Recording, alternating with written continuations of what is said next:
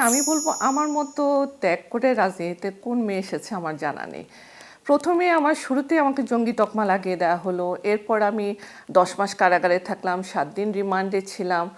তো এই ত্যাগের পরে কি আপনি নেতার মেয়ে হিসেবে আমি রাজনীতিতে এসেছি বলবেন? ২০০৯ সাল থেকে যখন দলের কর্মকাণ্ডগুলো করে যাচ্ছিলাম, আসলে তখন স্বৈরাচারের মূল হাতিয়ার ছিল মানুষকে মিথ্যে মামলা দেয়া। সেই মিথ্যে মামলাগুলোতে যখন আমি আমার দলের সবাইকে একদম আমির খসরু থেকে শুরু করে সবাইকে আমি জামিন করাচ্ছিলাম, তখন থেকেই স্বৈরাচার সরকারের চোখ আমার উপর পড়ে এবং তাদের নজরদারি আমি যখনই কোর্টে কখনো মামলা করেছি সবসময় তাদের নজরদারিতে ছিলাম। এরপর শাপলা চত্বরের যখন মামলাগুলি হলো, প্রায় ৮৫টা মামলা হয়েছে শাপলা চত্বরের ঘটনার উপর ভিত্তি করে, তখন হেফাজতে ইসলামে কিছু লোক আমার কাছে এসে মামলা দিয়েছিলেন। তো মামলার প্রেক্ষাপটে মামলা করতে গিয়ে মামলা হয়নি, তাদের কিছু টাকা আমি রিটার্ন করেছি।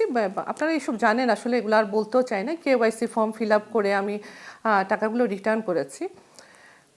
আমার তাদের সিজার লিস্টে আমি যে কেওয়াইসি ফর্ম ফিল আপ করেছি তা দিয়ে আমাকে দোষী করা হচ্ছে, যেখানে আমি প্রুফ দিয়েছি যে আমি Shakila Farzana as a lawyer ক্লায়েন্টের টাকা রিটার্ন করছি। সেটার ভিত্তিতে তারা আমাকে জঙ্গি তকমা লাগিয়েছিল, আমি জঙ্গিদের ফাইন্যান্স করেছি ইত্যাদি।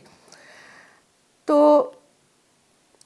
এইসব করতে গিয়ে আমি তাদের ওই একটা ইস্যু পেয়ে গেছে। এতদিন তো কোনো ইস্যু পাচ্ছিল না, জামিন করানো তার কোনো অপরাধ না। যখন আমি টাকা জমা দিয়েছি তারা তাদের মতো করে একটা নাটক সাজিয়েছে, যেটা অলরেডি আমাকে খালাস দেওয়ার সময় কোর্ট বলেছে নো কেস অফ এভিডেন্স।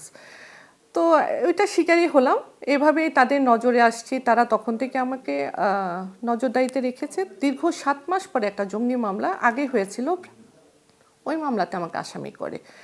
এভাবে তারা আমাকে জঙ্গি সাজালো।